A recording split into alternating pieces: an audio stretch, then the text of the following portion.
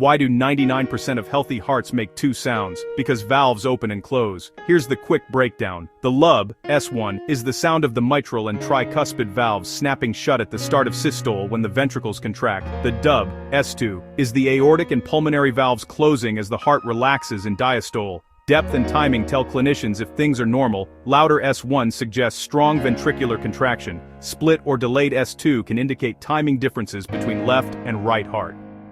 Extra noises, murmurs or clicks, often mean turbulent flow or valve issues and usually need follow-up. Quick quiz: which sound marks ventricular contraction, S1 or S2?